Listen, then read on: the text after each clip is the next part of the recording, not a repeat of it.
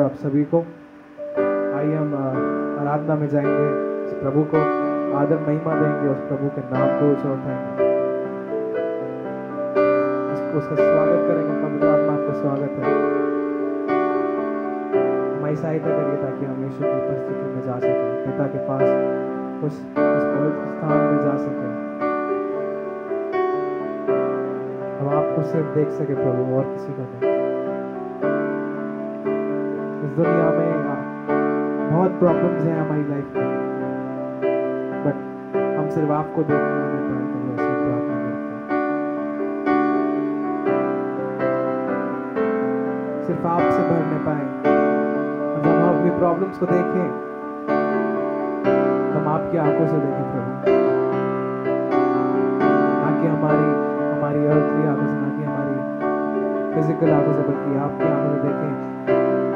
क्योंकि हम जानते हैं जब हम आपके द्वारा देखेंगे तो हमारी प्रॉब्लम्स सॉल्व हो जाएंगी, वो निकल जाएंगी, पुराना बीत जाएगा और देखो नया सब कुछ करेगा। ये आप वायदा करते हैं हमसे प्रभु, धन्यवाद देते हैं। आइए हम ताली बजा के परमेश्वर की महिमा करेंगे। और यह लगाना सबको आता होगा, दिल में जामे, आगाज बैंड का।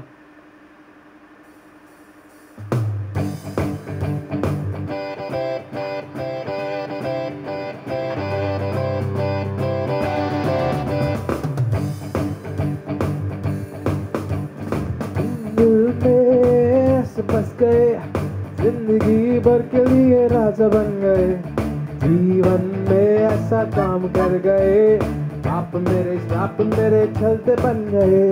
तुम दिल में ऐसे बस गए, जिंदगी भर के लिए राजा बन गए, जीवन में ऐसा काम कर गए, आप मेरे श्राप मेरे चलते बन गए। दिल में जामे, होठों पे आंखों में छुए, दिल में जामे, होठों पे आंखों में तू है। हम गाए दिल में जामे, होठों पे आंखों में तू है, दिल में जामे, होठों पे आंखों में तू है।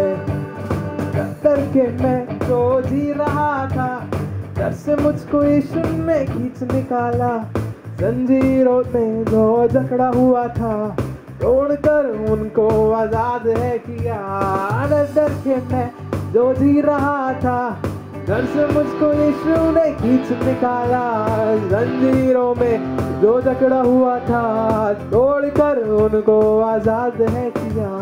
तुम दिल में ऐसे बस गए, जिंदगी भर के लिए राजा बन गए, जीवन में ऐसा काम कर गए, पाप मेरे श्राप मेरे चलते बन गए। हम गाए तुम दिल में ऐसे बस गए, जिंदगी भर के लिए राजा बन गए, जीवन में ऐसा काम कर गए, पाप मेरे श्राप मेरे चलते बन गए।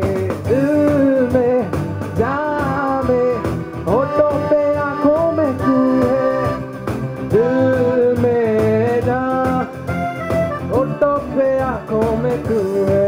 ओ दिल में जामे, होठों पे आंखों में तू है, दिल में जामे, होठों पे आंखों में तू है। तू ही है, तू ही है, तू ही है राजा, तू ही है, तू ही है, तू ही है, तू ही है राजा, तू ही है, तू ही है, तू ही है, तू ही है यीशु, तू ही है, तू ही है, तू ही है, तू ही है यीशु, तू ही है, गाय तू ही है, इस जीवन का मालिक तू ही है, तू ही है, तू ही है मेरी चट्टान, तू ही है यीशु, तू ही है, तू ही है जीवन का जल भी तू ही है, तू ही है, तू ही है। आंखों की रोशनी तू ही है, तू ही है, तू ही है, तू ही है राजा, तू ही है, तू ही है, तू ही है, तू ही है यीशु, तू ही है। दिल में, जहाँ में, होठों पे आंखों में तू है, दिल में, जहाँ में, होठों पे आंखों में तू है। हम गाए दिल में, जहाँ में, होठों पे आंखों में तू है, दिल में, जहाँ में, होठों पे आंखों में तू है।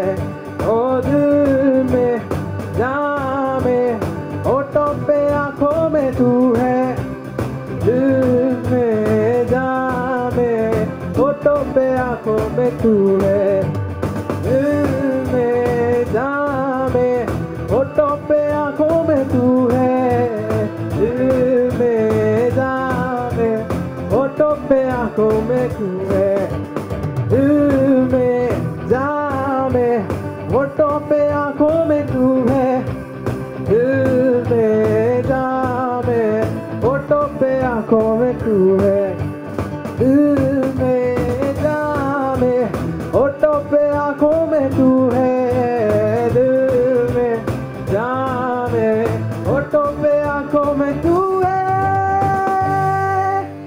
ताली बजा के उस परमेश्वर को महिमा दीजिए।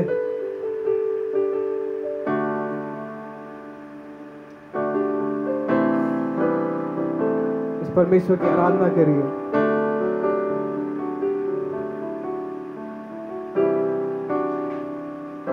इस परमेश्वर की स्तुति करिए।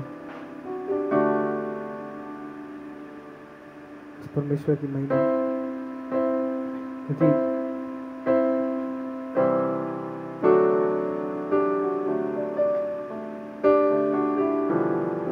अगर वो हमारे लिए जान नहीं देता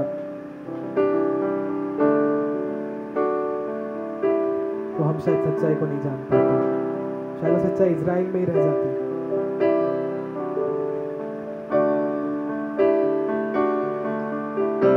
और हम अपने तरीकों से चलते, अपने तौर तरीकों से चलते, बट क्योंकि उसने हमसे इतना प्यार किया कि उसने अपना इकलौता पुत्र दे दिया ताकि हम बचाए जा सके,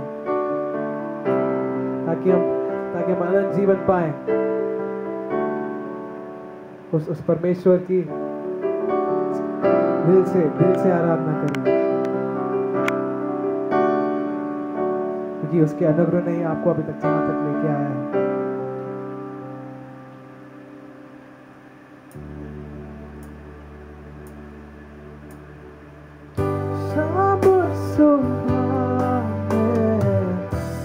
गाता रहूं जो भी किया तूने मेरे लिए,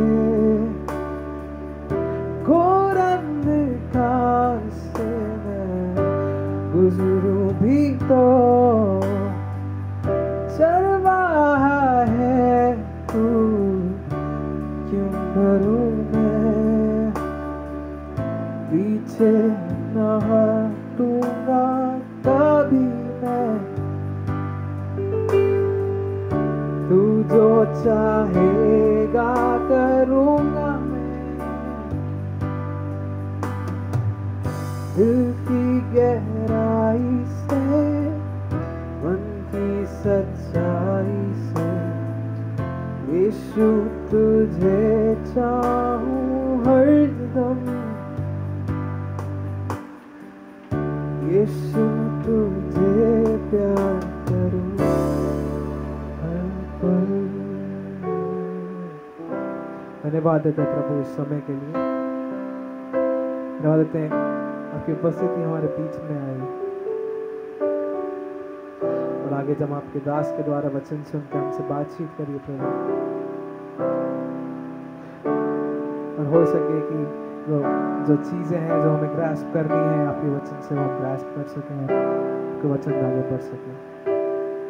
धन्यवाद देते प्रार्थना सुनिए, यीशु मसीह के नाम से मांगते हैं, आमीन। हम लोग तीसरे पद के अंदर तीसरी चीज को हम देखते हैं। वचन को पढ़ते पढ़ते हमको कई बार अगुवाई महसूस होती है ना। हमको सृष्टिकर्ता परमेश्वर पिता की अगुवाई क्यों जरूरी है? क्योंकि कई बार हमको अपने इच्छा में, अपने मर्जी में कई प्लानिंग हम कर लेते हैं और जब वो पूरी नहीं होते हैं तो हम सृष्टिकर्ता परमेश्वर पिता के ऊपर दोष लगाते हैं। इसलिए हमको सृष्टिकर्ता परमेश्वर पिता का मार्गदर्शन बहुत जरूरी है मेरे प्रियो। जब हम वचन को पढ़ते हैं तो हमको मार्गदर्शन मिलता है। सृष्टिकर्ता परमेश्वर पिता हमको मार्गदर्शन देते हैं। जब हमको कुछ समझ में नहीं आए तो हम अपने सृष्टिकर्ता परमेश्वर पिता को प्रार्थना करके अपनी जो सत्य पवित्र आत्मा जो हमारी सहायता के लिए दिया गया है, उस आत्मा की सहायता से हम सृष्टिकर्ता परमेश्वर पिता के चरणों में जाएं और उससे कहें पवित्र आत्मा मेरी मदद करो, मेरी सहायता करो। भजन संहिता के अंदर हम इस चीज को हम देख सकते हैं। भजन संहिता के अंदर मैं पढ़ रहा था और वहां पर भजन के अंदर प्रार्थना की गई। भजनकार ने प्रार्थना किया था, उसने प्रार्थना किया और क्या प्रार्थना किया वो कहता है 25वें अध्याय का 4 से 5 तक जब पढ़ते हैं तो कहता है, हे परमेश्वर अपने मार्ग मुझको दिखला, अपना पथ मुझे बता दे, मुझे अपने सत्य पर चला और शिक्षा दे, क्योंकि तू मेरा उद्धार करने वाला परमेश्वर है। हालेलुया। बहुत सारे लोग कई बार हम उस सृष्टिकर्ता परमेश्वर पिता से प्रार्थना नहीं करते हैं, उस सृष्टिकर्ता परमेश्वर पिता से अगुवाई नहीं लेते हैं। सृष्टिकर्ता परमेश्वर पिता यहाँ पर बहुत सारे प्रभु के संतों को अगुवाई किया है ना।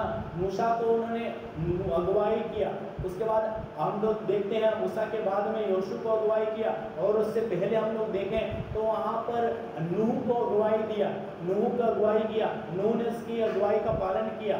नूह को जैसे परमेश्वर ने बोला वैसे उसने किया। उसके बाद हम देखते हैं अब्राहम को जैसे परमेश्वर पिता ने बोला वैसे अब्राहम ने किया। और बहुत सारे संतों को जैसे जैसे बोला, पतरस को अगुवाई किया, पतरस को बोला मेरे पीछे बोले मैं तुमको मनुष्य को पकड़ने वाला बनाऊंगा। ऐसा करके बहुत सारे चेलों को 12 चेले और उसके साथ साथ में और बहुत भीड़ प्रभु यीशु के पीछे चलती थी और अगुवाई करने वाला प्रभु यीशु पिता हमारे साथ में रहता, लेकिन हम उससे नहीं पूछते। बहुत सारे लोग तो हबक्कुक की पुस्तक 2 अध्याय का 19वें पद के अनुसार बहुत सारे ऐसे लोगों से डायरेक्शन लेते हैं या ऐसी चीज़ों के पास में जाते हैं जो कभी सुनती नहीं, जो कभी आंखें तो है लेकिन देख नहीं सकते, कान तो है लेकिन सुन नहीं सकते, जिनके हाथ तो है लेकिन काम नहीं कर सकते, पैर तो है लेकिन कुछ नहीं है। मतलब ऐसा कहता है हबक्कुक की पुस्तक 2 अध्याय उसका 19वें पद में, हाय उस पर जो काट से कहता है जाग या बोल पत्थर से उठ, क्या वो सिखाएगा, क्या वो सिखाएगा। देखो वो सोने चांदी में मोड़ा हुआ है परंतु उसमें आत्मा नहीं है। सोने चांदी हीरा जवाहरात या बड़ी अच्छी और भी खूबसूरत चीज़ों से वो रचा गया होगा, बनाया गया होगा, लेकिन परमेश्वर पिता का वचन कहता है उसमें परमेश्वर का आत्मा नहीं है, उसमें आत्मा नहीं है। तो बहुत सारे लोग गलत जगह जाकर के अगुवाई को लेते हैं, मार्गदर्शन पूछते हैं। कई बार हमारे पास में ऐसे लोग आते हैं जो कहते हैं हमारे हाथों को देखो, हमारे क्या होने वाला, आगे हम उनको क्या क्या करेंगे, आगे फ्यूचर हमारा भविष्य हम लोग देखने वालों को बताते हैं, जो कई बार लूट करके लेकर जाते हैं, गलत आपको बता देता है और उसके बाद में आप चिंतित हो जाते हैं। अगर आपके भविष्य को लेकर के आप चिंतित होते हैं, कई बार आप अपने काम को आप करते हैं, वो जैसा वो बताया वैसे करने जाते हैं और जब नहीं होता है आप दुखी हो जाते हैं क्योंकि आपने गलत लोगों से या गलत चीज़ों के पास में जाकर के सहारा लिया। वचन कहता है मनुष्य के ऊपर भरोसा रखना मूर्खता है, लेकिन धन्य है वे जो परमेश्वर पिता के ऊपर विश्वास रखता है, उसके ऊपर अगुवाई के लिए उससे सहमति लेता है। इब्रानियों की पुस्तक के अंदर 1 अध्याय उसके 1 और 2 वचन के अनुसार पुराने समय में, पूर्व युग में परमेश्वर भांति भांति के भविष्यवक्ताओं के द्वारा और बाप दादों से थोड़ा थोड़ा करके बातचीत किया, लेकिन ये अंतिम दिनों में परमेश्वर पिता अपने पुत्र के द्वारा बातचीत कर रहे हैं। लेकिन पुत्र भी कुछ समय के लिए हमारे पास में था, लेकिन यीशु पिता हमारे लिए एक सहायक दे दिया जिसके द्वारा हम परमेश्वर पिता से बातचीत कर रहे हैं। अपने सृष्टिकर्ता सृजनहार परमेश्वर पिता को, यीशु पिता को हम समझ रहे हैं और उन्होंने जो बातें कही है उसको स्मरण करते हुए हम अगुवाई में, उसके मार्गदर्शन में रहकर के हम काम करते हैं, हम सफलता को प्राप्त करते हैं, है ना। यहाँ पर लिखा है पवित्र आत्मा जो यूहन्ना 14 उसका 26 में आप पढ़ सकते हैं। उसके बाद में जो होली स्पिरिट है वो हमारा जो सहायक है, 16 अध्याय उसका 13 पद को आप पढ़ सकते हैं, और उसके 16 अध्याय के 17 पद को आप पढ़ सकते हैं। वो सत्य आत्मा हमारे साथ में है जो हमारी मदद करेगा कि हमको क्या करना है और क्या नहीं करना है, कहाँ जाना है और कहाँ नहीं जाना है। वो सत्य आत्मा हमारी मदद करेगा। भजन 32 उसका 38 के अंदर लिखा है, 32 उसके 8 पद के अंदर लिखा है, मैं तुझे बुद्धि दूंगा और जिस मार्ग में तुझे चलना होगा उसमें तेरी अगुवाई करूंगा, मैं तुझ पर कृपा दृष्टि करूंगा और सम्मति दिया करूंगा। इससे अच्छी आयत मुझे और नहीं लगी। वह कहता है, परमेश्वर पिता अपने लोगों को कहता है, मैं तुझे बुद्धि दूंगा और जिस मार्ग में तुझे चलना होगा उसमें तेरी अगुवाई करूंगा। मार्ग में चलना होगा, जिस मार्ग में तुझे चलना होगा, जो काम तुझे करना होगा, जो बिजनेस तुझे करना होगा, जो भी तू कुछ करना चाहता है उसमें मैं तेरी अगुवाई करूंगा। यहाँ पर तो वचन में लिखा है, जिस मार्ग में तुझे चलना होगा उसमें तेरी अगुवाई करना। वहाँ पर आप बिजनेस को ले सकते हैं, वहाँ पर आप अपनी नौकरी को ले सकते हैं, वहाँ पर अपनी पढ़ाई को ले सकते हैं, वहाँ पर आप अपने जो भी आप काम करना चाहते हैं उस कामों को ले सकते हैं। उस काम के अंदर परमेश्वर पिता आपको बुद्धि देगा, अगुवाई करेगा और कहता है, मैं तुझ पर कृपा दृष्टि करूंगा। कृपा दृष्टि करूंगा मतलब बहुत दया से भर करके यीशु पिता हमको वहाँ पर हमको देखेगा और कहता है, मैं और सम्मति दिया करूंगा। सम्मति बहुत जरूरी है। हमको कई बार हमको मार्गदर्शन नहीं मिलता है, कई बार हमको अगुवाई नहीं मिलती है, और मार्गदर्शन अगुवाई जब हमको सही रीति से नहीं होती है तो हम कहीं भटक सकते हैं और हमारा ट्रैक कहाँ से कहाँ चले जाएगा, वहाँ से लौटने में बड़ा टाइम हो जाएगा, या फिर बाद में हम पछताते पछताते वहीं पे मर जाते हैं। मेरे प्रियो, इसलिए हमको मार्गदर्शन की बहुत ज़रूरी है। मार्गदर्शन बहुत ज़रूरी है हमारे जीवन के अंदर। और 25वें अध्याय भजन संहिता 25वें अध्याय उसके 5 पद के अंदर आप पढ़ सकते हैं, मुझे अपने सत्य पर चला और शिक्षा दे कि तू मेरा उद्धार करने वाला परमेश्वर है। अपने सृष्टिकर्ता परमेश्वर पिता के पर आसरा रखिए और सृष्टिकर्ता परमेश्वर पिता को पुकारिए, बार बार उससे हम कहते रहिए। वो उस सृष्टिकर्ता परमेश्वर पिता निश्चित रूप से हमारी अगुवाई करेगा, है ना। वचन भी कहता है, यशायाह 30वां अध्याय उसका 21वें पद को जब आप पढ़ेंगे, यशायाह 30 उसका 21 कहता है, जब कभी तुम दाहिनी या बाईं ओर मुड़ने लगो तब तुम्हारे पीछे से ये वचन तुम्हारे कानों में पड़ेगा, मार्ग यही है, इसी पर चलो। Hallelujah, praise the Lord. तो वचन कई बार हम लोग जब हम दाएं या बाएं मुड़ते हैं तो हमारे पास में जब सत्य पवित्र आत्मा हमारे अंदर होता है और जब हम वचन को पढ़े हुए होते हैं तब हमारे अंदर जो वचन होता है वो वचन सत्य पवित्र आत्मा को स्मरण दिलाता है और कहता है, मार्ग यही है, इसी पर चलो, इधर ना मोड़ना, दाएं बाएं ना मोड़ना। जैसे हमने यशायाह की पुस्तक में पढ़ा कि तू इधर मत आ क्योंकि मैं तेरा परमेश्वर हूँ, है ना। इधर मत आ क्योंकि मैं तेरा परमेश्वर हूँ। कई बार हम इधर ताकते हैं, दाएं बाएं मुड़ते हैं, जब परिस्थितियाँ विपरीत आ जाती है हम इधर कुछ न कुछ सहारा ढूंढते हैं, लेकिन हमको मनुष्य का सहारा या किसी इंसान का सहारा न लें, लेकिन सृष्टिकर्ता परमेश्वर पिता का सहारा हमको लेने की जरूरत है। वो सृष्टिकर्ता परमेश्वर पिता अपना मार्गदर्शन हमको देता रहता है ना। इसलिए वचनकार कहता है 119 उसका 105 के अंदर कहता है, तेरा वचन मेरे पाँव के लिए दीपक और मार्ग के लिए उजियाला है। तो वास्तविक रूप में हमको अगुवाई सृष्टिकर्ता परमेश्वर पिता के वचन के द्वारा मिलता है। इसलिए हमको जब वचन पढ़ते हैं हमको कहाँ पर परमेश्वर पिता हमको कह रहा है कि ये करना है, ऐसा करना है, ये ऐसा करो। हो सकता है आप जो जिस काम के लिए आपने प्लान किया और आप वचन पढ़ रहे हैं और आप उस वचन को पढ़ते पढ़ते आपके काम से रिलेटेड कुछ वचन आया, उसको वहाँ पर रुक करके उसके ऊपर आप काम करना शुरू करिए और उसके अनुसार अगर जब आप काम करोगे तो आपको सृष्टिकर्ता परमेश्वर पिता उस काम के अंदर आशीषों को वो देगा, है ना। बहुत सारे वचन के अंदर बहुत सारे लोगों को प्रभु ने अगुवाई दिया।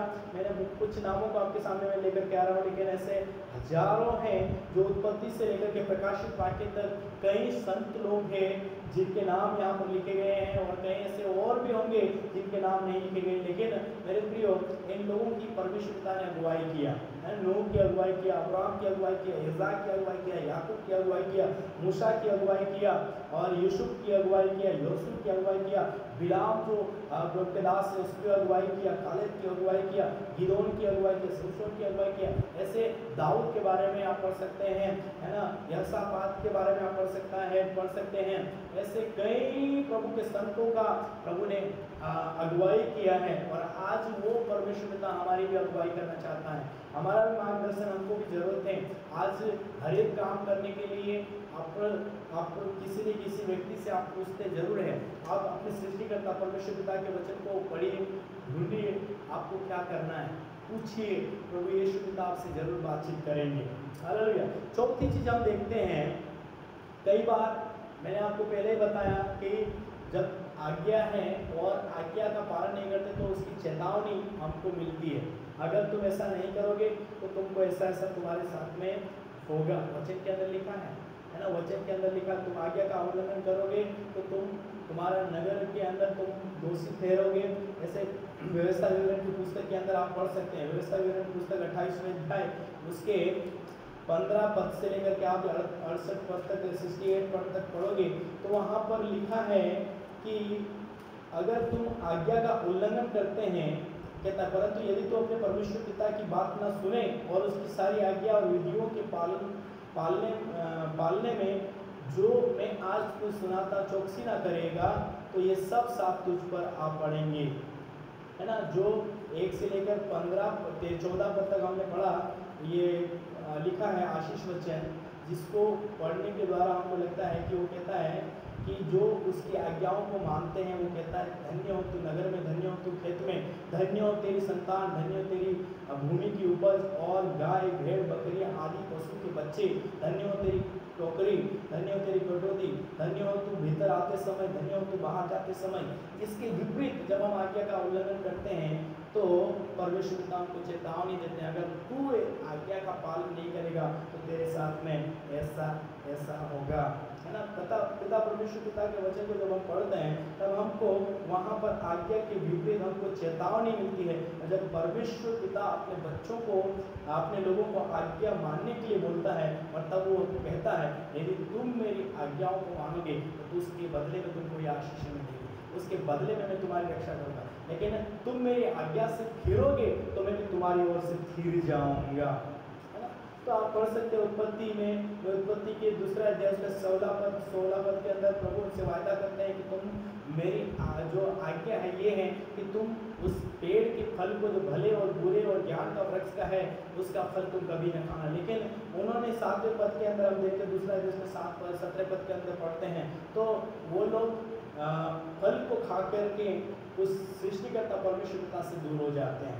दूसरा अध्याय का 17 पद में कहता, भले या बुरे के ज्ञान का जो वृक्ष है उसका फल तू कभी ना खाना, क्योंकि जिस दिन तू उसका फल खाएगा उसी दिन अवश्य मर जाएगा, है ना। तो ये चेतावनी है, अगर तुम आज्ञा नहीं मानेगा तो तू क्या हो जाएगा, अगर इस बात को तू जो फल है उसको खाएगा तो तू निश्चय मर जाएगा, है ना। उसके बाद निर्गमन 20वां अध्याय के 5 पद को हम पढ़ते हैं, वहाँ पर परमेश्वर पिता उनसे वायदा करते हैं कि ये तुमको आज्ञा का पालन करना है, अगर तुम इस आज्ञा का पालन नहीं करते हैं तो उनको दंडवत न करना और न उनकी उपासना करना, क्योंकि मैं तेरा परमेश्वर हूँ। उन मूर्ति जो परमेश्वर को छोड़ करके और चीज़ें हैं उनके विरुद्ध में परमेश्वर कहता है तो उनको न दंडवत करना और न उनकी उपासना करना, क्योंकि मैं तेरा परमेश्वर यहोवा जलन रखने वाला परमेश्वर हूँ, और जो मुझसे बैर रखते हैं उनके बेटों पोतों परपोतों को भी पितरों का दंड दिया करता हूँ। फिर व्यवस्था 6वां अध्याय उसका 10 से लेकर के 15 तक आप पढ़ेंगे तो वहाँ पर जब हमारे जीवन में सब कुछ, वहाँ पर प्रभु कहता है जब तक तुम्हारे जीवन के अंदर अच्छा ही अच्छा हो, लेकिन एक बात ध्यान रखना, है ना। ऐसे समय में अपने सृष्टिकर्ता परमेश्वर पिता को भूलना नहीं। तुम्हारे पास में खाने के लिए अच्छा हो जाए, पहनने के लिए अच्छा हो जाए, घर तुम्हारे पास में अच्छा हो जाए, गाड़ियाँ तुम्हारे पास में आ जाए, है ना, सब कुछ तुम्हारे पास में अच्छा ही अच्छा हो जाए, तो अपनी सृष्टिकर्ता परमेश्वर पिता को नहीं भूलना। 15 पद में कहता है कि तेरा परमेश्वर यहोवा जो तेरे बीच में है वो जल उठने वाला ईश्वर है। कहीं ऐसा ना हो कि तेरे परमेश्वर यहोवा का कोप तुझ पर भड़के और वो तुझको पृथ्वी पर से नष्ट कर डाले। हाँ, तो सृष्टिकर्ता परमेश्वर पिता की आज्ञा का उल्लंघन जब करोगे तो तुम्हारे साथ में ऐसा होगा। ये चेतावनी परमेश्वर पिता अपने लोगों को देते हैं। तो इसलिए मेरे प्रिय, जब कभी हम वचन को पढ़ते हैं तो इस वचन को पढ़ने के द्वारा, उस वचन को जब हम पढ़ें तो उसकी चेतावनियों के ऊपर भी हमको ध्यान देने की जरूरत है कि अगर हम इसको नहीं पालन करेंगे या इसके अनुसार हम जीवन नहीं जिएंगे तो हमारे पर ऐसी ऐसी परिस्थितियां हमारे जीवन के अंदर है, हमारे बच्चों के पर आ सकती है।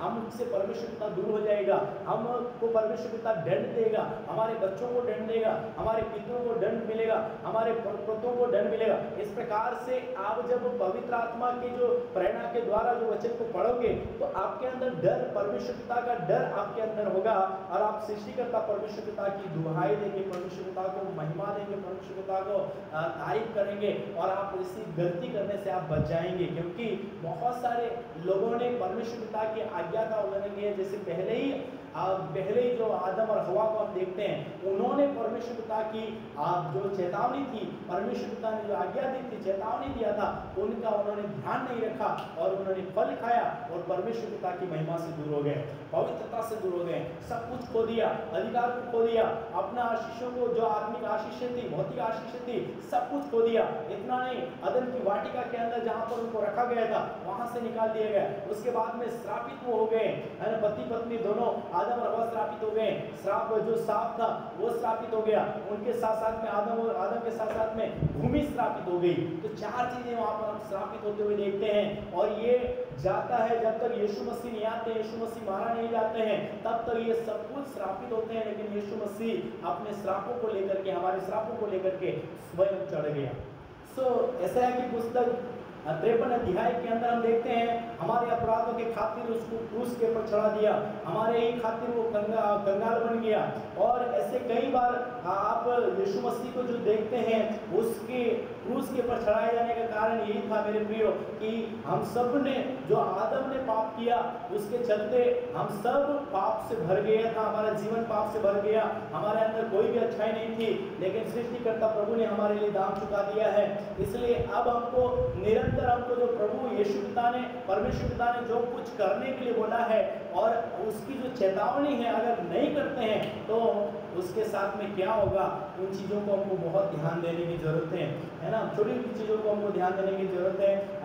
व्यवस्था का 8वां अध्याय का 11 से लेकर के 20 पद तक आप पढ़िएगा, वहाँ पर प्रभु को भूलने के विरुद्ध चेतावनी है। कई बार हम प्रभु को आशीषों को प्राप्त कर लेते हैं, आशीषों को ले लेते हैं, मिराकल्स को ले लेते हैं, चंगाई को ले लेते हैं, बरकतें हम ले लेते हैं, सब कुछ ले लेते हैं और उसके बाद में हम सृष्टिकर्ता परमेश्वर पिता को भूल जाते हैं।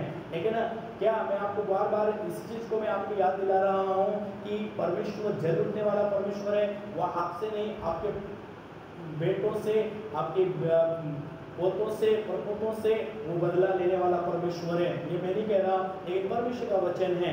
हालेलुया। इसलिए मेरे प्रियो, हमको अपने जीवन को परमेश्वर पिता की इच्छा में रख करके परमेश्वर पिता की जो चेतावनी है उसको ध्यान रखना है। आप मार्ग के अंदर चलते हैं तो मार्ग के अंदर भी कई ऐसे मोड़ होते हैं या कुछ पुलिया होते हैं, उसके ऊपर आपको एक लिखा हुआ डायरेक्शन या लिखा हुआ कुछ वहाँ पर रहता है, प्लीज, है ना, धीरे चलिए क्योंकि आगे भयानक मोड़ है, खतरनाक मोड़ है, या ऐसा खतरनाक चीजें जहाँ पर होती है वहाँ पर आपके लिए एक लिखा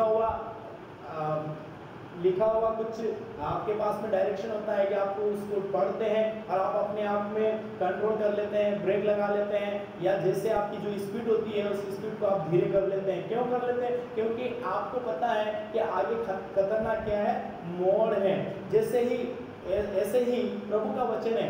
आप प्रभु के वचन को आप जैसे पढ़ते पढ़ते आपके पास में आया और चेतावनी के विषय में कुछ लिखा हुआ आ रहा है कि ये अगर हम करते हैं तो इसके बदले में हमको क्या मिलेगा, दंड मिलेगा, हमको तानाई मिलेगी, हमको त्याग देगा, परमेश्वर त्याग देगा, हमारे बेटों को दंड अवश्य मिल सकता है। इस प्रकार के आपको आपके सामने लिखी हुई चीजें आपके सामने आ रही है, तो आपको पालन करना है उसको कि नहीं मेरे को इसको पालन करूंगा तो मेरा जीवन, मेरे बच्चों का जीवन, मेरे आने वाली पीढ़ियां आशीषित होगी। इस प्रकार से आपके जीवन के अंदर, मेरे जीवन के अंदर विचार होना चाहिए मेरे प्रिय। हालेलुया। उसके बाद में हम देखते हैं, है ना, वचन के अंदर लिखा है 8वां अध्याय उसका 19 पद को आप पढ़ोगे तो यदि अपने परमेश्वर यहोवा को भूलकर दूसरे देवताओं के पीछे हो लेगा और उनकी उपासना और उनको दंडवत करेगा तो मैं आज तुमको चिता देता हूँ कि तुम निसंदेह नष्ट हो जाओगे। और 20वें पद में कहता है जिन जातियों को यहोवा तुम्हारे सम्मुख से नष्ट करने पर है उन्हीं के समान तुम भी अपने परमेश्वर यहोवा का वचन न मानने के कारण नष्ट हो जाओगे। उसके बाद 12वां व्यवस्था विवरण 12वां अध्याय उसका 29 से 32 तक आप मूर्ति पूजा के विरुद्ध चेतावनी को हम देखेंगे, है ना।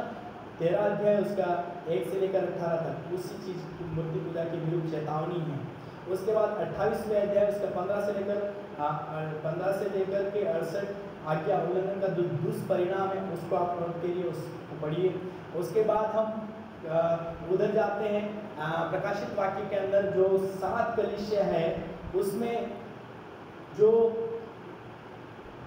स्मुरना की कलीसिया है उसको कोई चेतावनी नहीं मिलती, लेकिन जो इफिसुस की कलीसिया है उसको चेतावनी दी जाती है।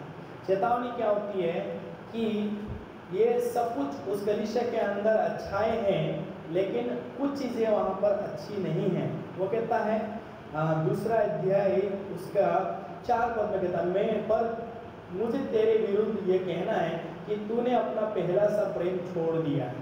मतलब इस कलीसिया के अंदर हम देख रहे हैं इफिसुस की जो कलीसिया है उसको एक संदेश लिखे जा रहा है प्रकाशित वाक्य में यूहन्ना ने, और वहाँ पर कहता है कि सब कुछ तेरे अंदर अच्छा है लेकिन मुझे तेरे विरुद्ध ये कहना है कि तुझ में प्रेम की क्या हो गई है, कमी हो गया। प्रेम को छोड़, पहला सा प्रेम तूने क्या कर दिया है, छोड़ दिया है। तो उसको क्या करना है, पहले जैसा परमेश्वर पिता को प्रेम करता था वैसे उसको प्रेम करना है। हालेलुया।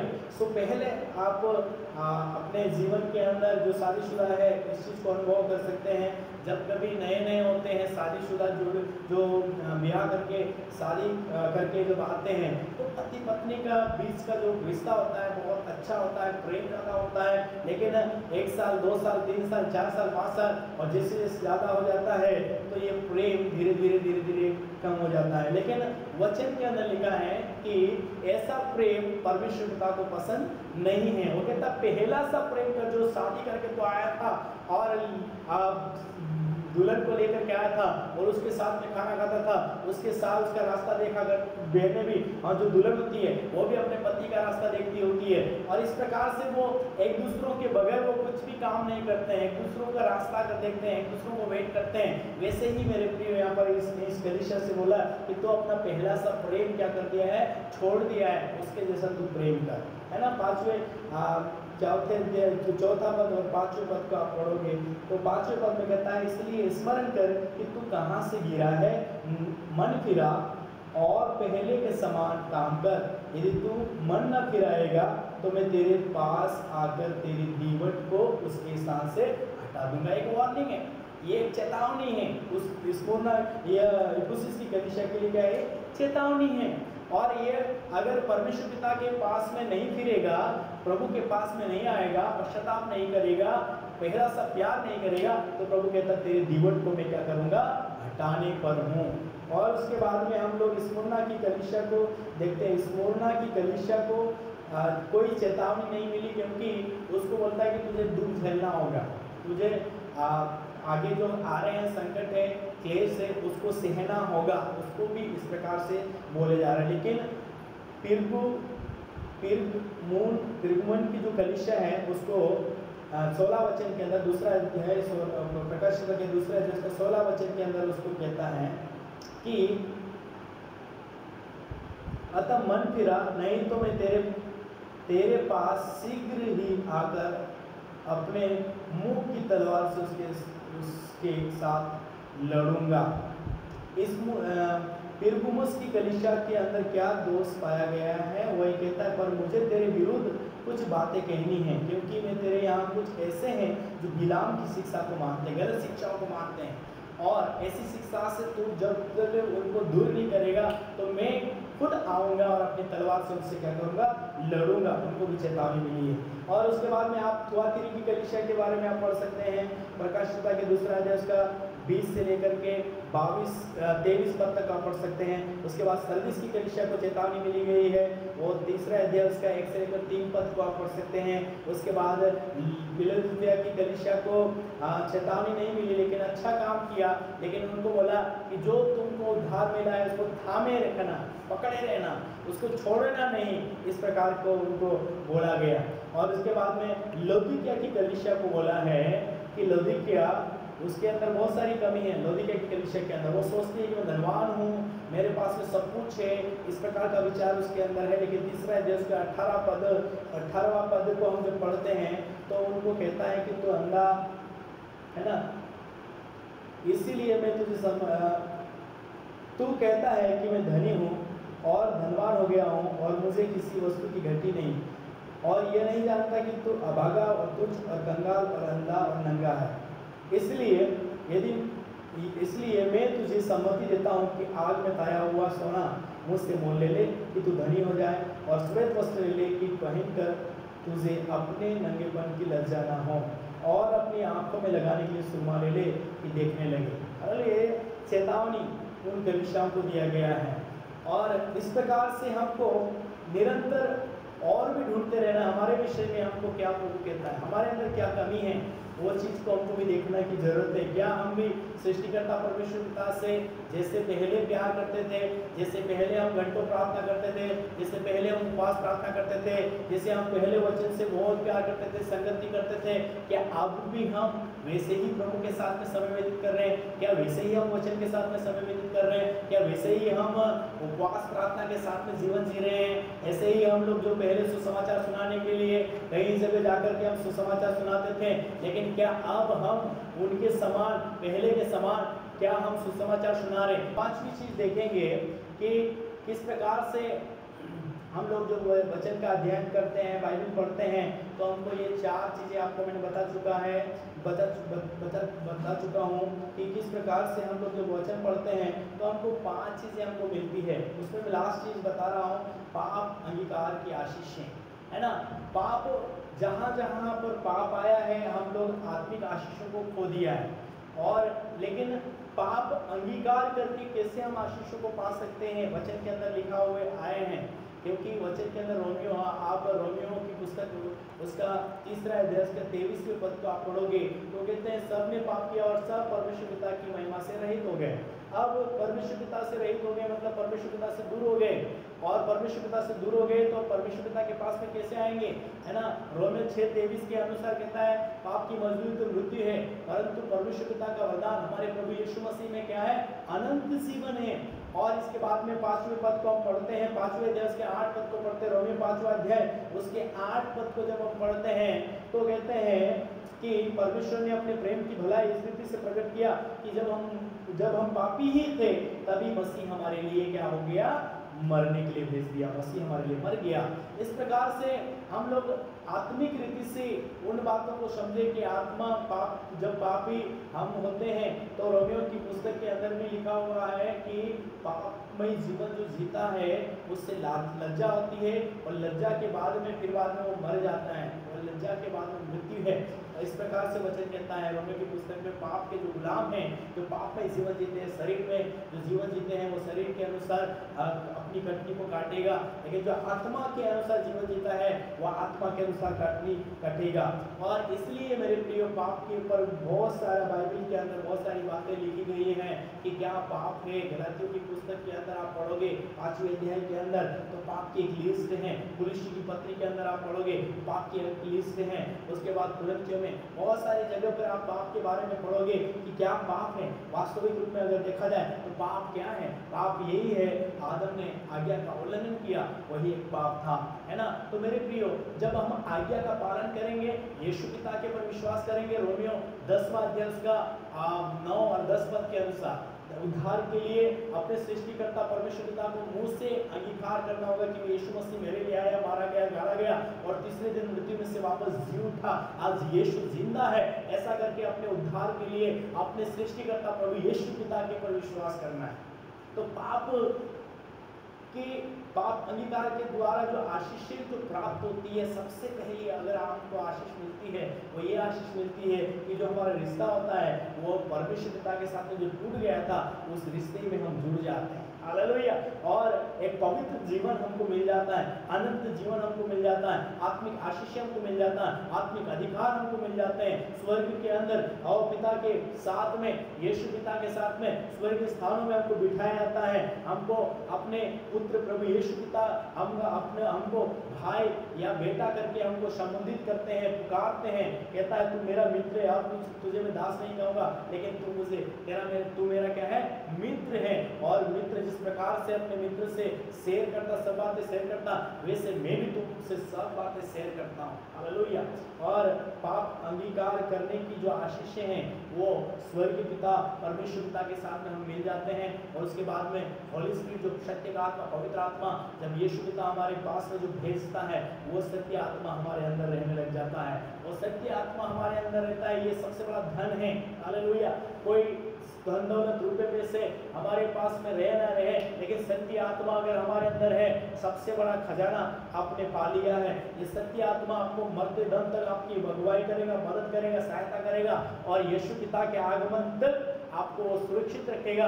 और यीशु पिता जब आएंगे तो उसके साथ में आप स्वर्ग उठा लिए जाएंगे। जब आत्मा आपके साथ में रहेगा, पवित्र आत्मा आपके साथ में रहेगा, पवित्र आत्मा उन लोगों के साथ में जो सदैव रहता है, जो अपने आप को परमेश्वर पिता की इच्छा में रखता है, उसकी आज्ञा में रखता है, उसकी अगुवाई में चलता है, उसके जो कहे हुए बातें हैं, मार्गदर्शन है, उस मार्गदर्शन में जीवन जीता है, उसके अनुसार, वचन के अनुसार काम करता है, उसके साथ में सत्य पवित्र आत्मा रहता है। हालेलुया। अपन पढ़ लेंगे पहला यूहन्ना उसका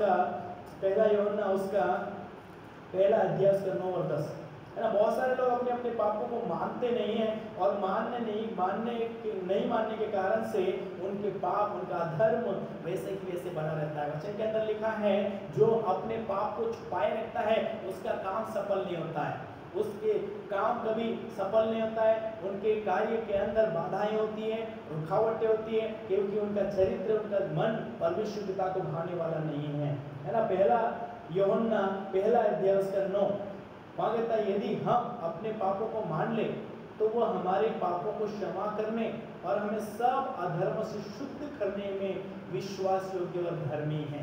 हालेलुया। हम अपने पापों को बस यीशु पिता के सामने मान लेना है ना। हम लोग पढ़ते हैं ईसाई की पुस्तक के अंदर भी पढ़ते हैं, तो वहाँ पर कहता है, आओ हम आपस में बातचीत करें, चाहे तुम्हारे पाप कितने भी लाल रंग के क्यों ना हो, तभी मैं उसे हिम के समान क्या करूँगा? श्वेत करूँगा, है ना। श्वेत कर दूंगा, ऊन के समान श्वेत कर दूंगा, हिम के समान श्वेत कर दूंगा। तो आओ हम आपस में क्या करें? बातचीत करें। किससे बातचीत करें? परमेश्वर पिता से बातचीत करें, यीशु पिता से बातचीत करें, और प्रभु से बातचीत करें। बातचीत में क्या करना है? प्रभु से कहना है, प्रभु मैंने ये गुनाह किया, प्रभु मैंने ये गलती किया, प्रभु मैंने ये पाप किया है, मेरे जीवन के अंदर ये गलती हुई है। इस प्रकार से हम प्रभु के साथ में बातचीत करते हैं और मान लेते हैं, तो सृष्टिकर्ता परमेश्वर पिता कहता है वो विश्वास योग्य है, पाप क्षमा करने में विश्वास योग्य और धर्मी है। और यदि हम कहें कि हमने पाप नहीं किया तो उसे झूठा ठहराते हैं और उसका वचन हम में नहीं। हम कहते हैं वचन के अंदर, रोमियो की पुस्तक के अंदर आया है कि सबने सब पाप किया, कोई भी धर्मी नहीं है, सब पापी है, सब के सब भटक गए हैं, प्रभु से भटक गए हैं। ऐसी बहुत सारी बातें आप पढ़ सकते हैं, है ना। तो मेरे प्रियो, हम पाप क्षमा प्राप्ति के द्वारा बहुत सारी आशीषें प्राप्त कर सकते हैं। और भी आप पढ़ सकते हैं यशायाह पहला अध्याय उसका 18 है। ऐसा या पहला अध्याय उसके 18 पद के अंदर आप पढ़ते हैं तो कहता है, यहोवा कहता आओ हम आपस में वाद करें, चाहे तुम्हारे लाल रंग की तुम्हारे पाप चाहे लाल रंग के हो तो भी वे हिम के समान श्वेत हो जाएंगे, और चाहे अर्गवानी रंग के हो तो भी वो ऊन के समान श्वेत हो जाएंगे। और उसके बाद में आप पढ़ सकते 20वें पद को अंदर, तो इस देश के उत्तम से उत्तम पदार्थ खाओगे, और यदि तुम न मानो और बलवा करो तो तलवार से मारे जाओगे। यहोवा का यह वचन। अगर हम अपने पापों को नहीं मानते हैं, अगर हम अपने पापों को स्वीकार नहीं करते हैं, तो हमको तलवार से मार दिया जाएगा। इस प्रकार से वचन कहता है, बलवा करोगे तो तलवार से मारे जाओगे, और यहोवा का यही वचन है। लेकिन अगर हम उसको मान लेते हैं तो देश के अंदर हम उत्तम से उत्तम पदार्थों को खाने पाएंगे। हालेलुया। और इसी से रिलेटेड आप नीति वचन उसका 28वें अध्याय उसका 13 पद को भी आप पढ़ सकते हैं कि नीति वचन 28वें अध्याय उसका 13 पद के अंदर किस प्रकार से प्रभु कहता है ना। 13 पद में कहता है, जो अपने अपराध छिपा रखता है उसका कार्य सफल नहीं होता, परंतु जो उसको मान लेता है और छोड़ भी देता है उस पर दया की जाती है। हालेलुया। सो अपने पापों को क्या करना चाहिए? मान लेना, स्वीकार कर लेना। और इस प्रकार से आप बाइबल के अंदर पढ़ो कि क्या पाप है, क्या पाप है, क्या प्रभु इसको पाप कहता है, किस चीज़ को पाप कहता है। जब आप वचन को पढ़ेंगे तो आपको समझ में आएगा कि चोरी करना पाप है, हत्या करना पाप है, लड़ाई करना पाप है, भाइयों से प्रेम नहीं करना पाप है ना। इस प्रकार से बहुत बड़ी लिस्ट है। तो इस प्रकार से हम बाइबल के अंदर एक बहुत बड़ी लिस्ट को देखते हैं, क्योंकि अलग अलग पाप है, बहुत सारे अनगिनत पाप मनुष्य के अंदर है। और जब वो पाप हम लोग करते हैं और पाप में जीवन जीते हैं, तो मेरे प्रियो हम स्वर्ग के अंदर पाप में जीवन के साथ में स्वर्ग के अंदर नहीं जा सकते हैं। और वचन के अंदर कहता है, वचन के अंदर इस प्रकार से कहता है, अगर मैं भलाई करना जानता हूँ और भलाई नहीं करता हूँ तो भी पाप है। और एक जगह वचन कहता है, अगर मैं प्रार्थना नहीं करूँ तो मैं परमेश्वर के विरुद्ध में पाप करता हूँ, है ना। सो परमेश्वर पिता मुझसे दूर रहे। प्रभु का वचन कहता है, मुझसे ये दूर हो, मुझसे ऐसा ना हो कि मैं परमेश्वर पिता के सामने प्रार्थना ना करूं, ये मेरे लिए पाप है ना। तो इस प्रकार से प्रभु के दासों ने इस चीज़ को अनुभव किया। और आप जब वचन को पढ़ोगे तो पाप के बारे में आप पढ़ोगे, पाप के बारे में आपको वचन बार बहुत अच्छे से आपको सिखाएगा। और जब आपको लगेगा कि मेरे जीवन के अंदर ये चीज़ें हैं, हाँ ये वचन तो ये कहता है कि पाप है, तो मेरे अंदर ये चीज़ें हैं, मुझे अपने जीवन के अंदर झांकने की जरूरत है और पवित्र आत्मा को अनुमति देने की जरूरत है कि पवित्र आत्मा, सत्य आत्मा, मेरे अंदर ये जो कमी है, मेरे अंदर जो पाप है, मेरे अंदर ये बुराई है, मेरे अंदर जो गुस्सा करने की आत्मा है, मेरे अंदर जो लड़ाई करने की आत्मा है, मेरे अंदर जो चोरी करने या कई प्रकार के झूठ बोलने वाली आत्मा, तमाम प्रकार की ऐसी बहुत सारी ऐसी चीजें आपके अंदर होगी। और आप सत्य आत्मा, पवित्र आत्मा को कहेंगे और यीशु पिता से आप कहेंगे, वो पवित्र आत्मा आपकी मदद करेगा। हालेलुया। और आप जब मान लेंगे और उसको मान करके प्रभु के हाथों में समर्पित कर देंगे, प्रभु कहता है, मैं तुम्हारे जैसे तुम्हारे पापों को मैं जैसे उद्याचार से जितना दूर है उतने ही तेरे गुनाहों को मैं क्या कर दूंगा? दूर कर दूंगा। वचन कहता है, मैंने तेरे पापों को अपनी पीठ के ऊपर रख लिया है। हालेलुया। मैं तुमको स्मरण नहीं करूंगा, तुम्हारे पापों को स्मरण नहीं करूंगा। इस प्रकार से प्रभु का वचन कहता है। और प्रभु दयालु है, करुणानिधि परमेश्वर है। जो कोई उसके पास में आता है उड़ाव पुत्र के समान आता है। और उड़ाव पुत्र के समान ये कहता है कि प्रभु मैंने तेरे विरुद्ध में और स्वर्ग के विरुद्ध में पाप किया, मुझे क्षमा कर। ऐसा करके प्रभु के चरणों में आ जाते हैं, उसको प्रभु गले से लगा लेता है और उसको अपना बेटा और अपनी बेटी के रूप में स्वीकार करते हैं। और वो उनको कहता है, तुम मेरे साथ में विश्वास योग्य तुम रहोगे, जब प्राण देने तक विश्वास योग्य रहोगे तो तुमको मैं जीवन का मुकुट दूंगा। हालेलुया। इस प्रकार से वायदा करके प्रभु अपने साथ में जब वो वापस आएंगे, वो लेकर के हमको लेकर के जाएंगे। इसलिए मेरे प्रिय, अपने पापों को मानना बहुत जरूरी है। और पापों के बारे में बाइबल बहुत साफ शुद्ध भाषा में एक एक चीज़ों को बहुत अच्छे से लिखता है। तो इसलिए आप बाइबल को पढ़िए और ढूंढिए कि पाप कहाँ है, कहाँ पर पाप किया, किसको पाप कहा गया है। जब आप पढ़ोगे आपको मिलेगा। तो इसलिए प्रभु यीशु पिता आप सबों को बहुत आशीष दे। आइए अपने आंखों को बंद करें और सृष्टिकर्ता परमेश्वर पिता को अपना जीवन दे, अपना हृदय दे, अपना मन दे, अपना तन मन धन दे करके प्रभु को प्रसन्न करें, प्रभु को प्यार करें सारे मन से, सारी बुद्धि से, सारी शक्ति से, सारे प्राण से परमेश्वर पिता को प्यार करें। हालेलुया।